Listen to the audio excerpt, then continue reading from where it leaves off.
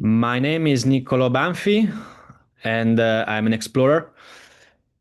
I actually started 3 years ago because my career before was totally different. I was working in marketing in Milan, in Italy, for fashion, so a totally different thing.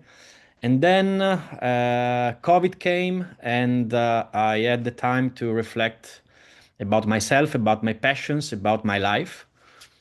And actually, I decided just to follow my passions. So photography, sailing, and uh, and the ocean.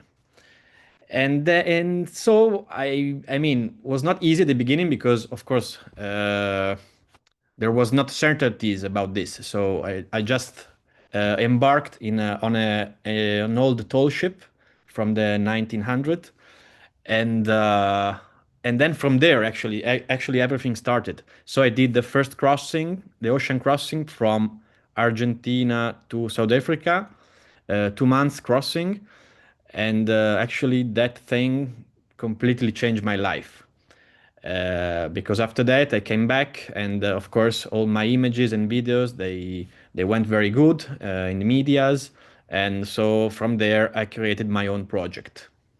Would you say in all of your explorations, and we're going to try and get through as many questions as possible, because I know it's kind of late for some of the kids in Eastern Europe and whatever. And we have a lot of students in Verona. I was just actually in Verona and in Milan a few months ago. Beautiful, Oh, beautiful really? world. But of all of the different travels, is there like a moment or a place that kind of sticks out to you the most where you kind of have this epiphany, like, wow, I'm right here in this moment at this time? Yeah, there are plenty of this, but one if I have to decide one, I think it's the moment I I landed in South Georgia. South Georgia is an island in the middle of the South Atlantic, uh, because there was this like huge king penguin colony.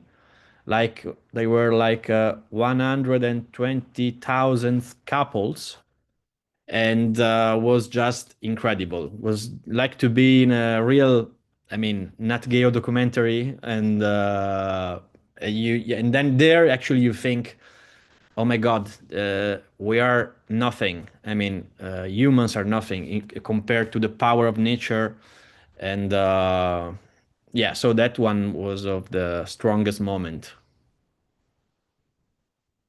So when I mean, you're in the most corner recesses of the world where, in some places humans probably haven't even touched in some of the areas that you're at. Like when is there a certain point where like fear takes over, or are you just like, because that adventurous spirit is a very rare thing. So what kind of emotions do you feel like when you're going out into Antarctica or into like Tristan da Cunha, like these like far places where there aren't people? Like what emotions do you have? Oh, it's not easy to explain, but I can say, especially when you are out in the ocean, in the Southern Ocean, especially when you have like crazy conditions, like 10 meters waves, 50 knots wind speed, or temperature like, I don't know, 5 degrees Celsius. So in those conditions, I mean, your body and your mind uh, starts to like, what's going on here? And then you start thinking, oh my God, why I decided to do this? Would be so nice to be at home on your comfortable bed. You have your toilet, your basics. I mean, like a dish of pasta or something like this. No, you are in the middle of the Southern Ocean, shaking all the time, and you are got very tired because also on the ship you do like watches. So basically, you work all the time, in the night, in the day, so you have really a short time to relax. So your mind and is very stressed, and sometimes it's really hard to continue in a good way. But at the end, I did it, and of course, and to be in Antarctica and these remote islands and regions, yeah, I mean, it's not. It's of course they're amazing places, but of course you feel like you are like on the moon, another planet, let's say. I can't You're imagine. really disconnected. Yeah. And another remote place was the Cook Islands. And could you tell like our listeners maybe like share a little bit about the it's the Manahiki and the Rakahanga? Is that what that is? Maniki and Rakanga, probably they are my favorite islands in general because I spent there 3, 4 weeks between the two islands, and there are actually two remote atolls in the northern group of the Cook Islands. So they're really far away from Rarotonga, which is the main one. They're like a 4 hours flight from there. So with the flight, I mean, is a big word. I mean, this flight is like a very small airplane, like 5 seats. So and actually, they fly like just once every 2 weeks.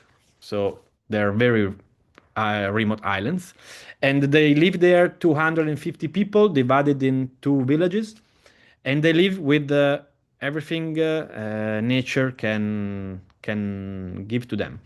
They live with fresh water from the rain, coconuts, the fish. Of course, they go fishing every day. They have some pigs and chickens around, but that's it. I mean, they are happy to live like that. They have a couple of schools. There are like 30, 40 childrens. They're studying there. But apart from that, yeah, actually, it's just wild and untouched. No tourism at all. No tourism at all, of course. And so it was really a great experience. Can you tell our listeners a little bit in your 2024 expedition, you were sailing on a ship from the early 1900s. Like Yeah. how much more difficult? And I don't think the listeners and even myself, I mean, from what I was reading, it takes a toll on the human body to sail ships like that, right? Like how do you prepare for that? I mean, for in my case, I was already sailing since when I was very young here in the Mediterranean Sea in Greece, Italy, but of course sloops, so just classic normal sailing. I mean, nothing compared to a tall ship with square sails.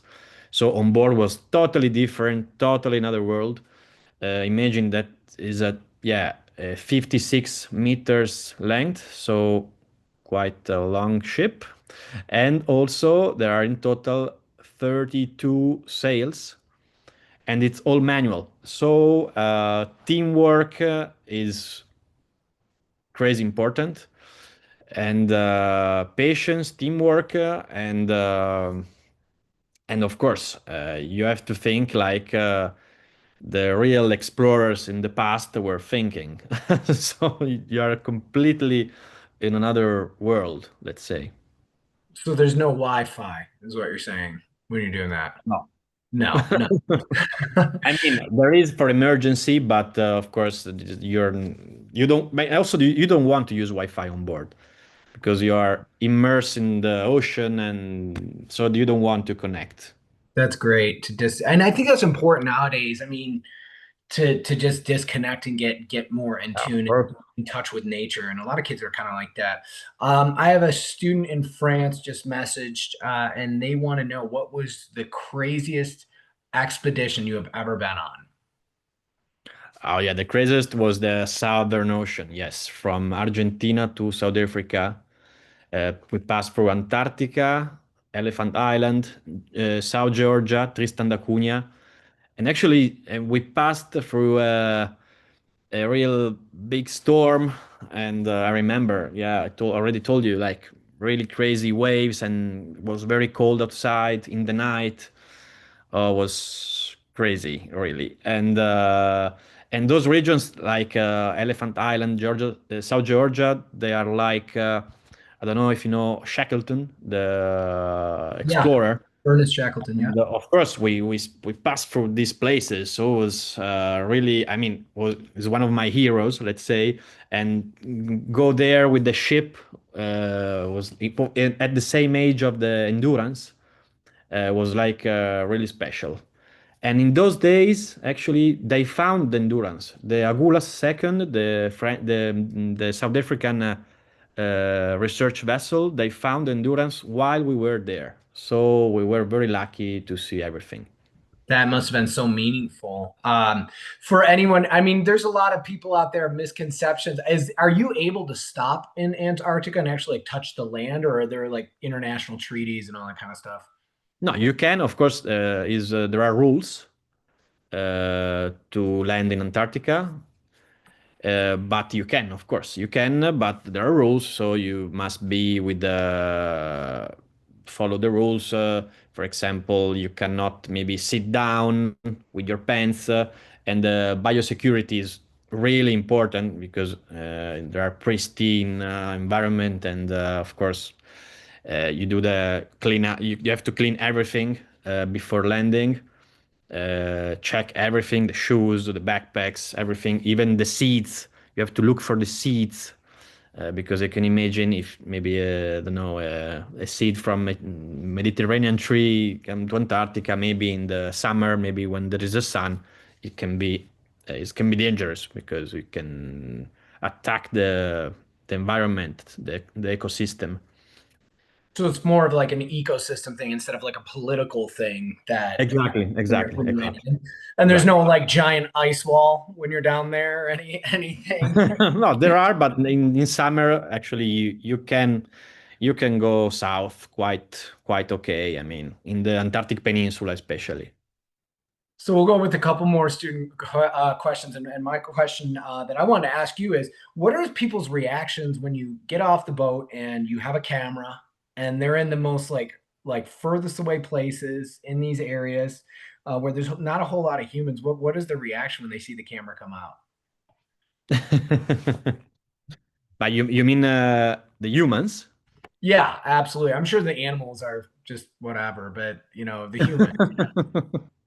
In the islands, I mean, sometimes they know before that I'm going there. So, because, for example, in last year in the Pacific, Pitcairn and other places, I mean, I was in touch before because I wanted to be sure to meet the right people there for my project, and so they were actually okay. They were expecting me with a camera, but sometimes, of course, maybe especially the drone. The camera is okay. The drone is like, what is this?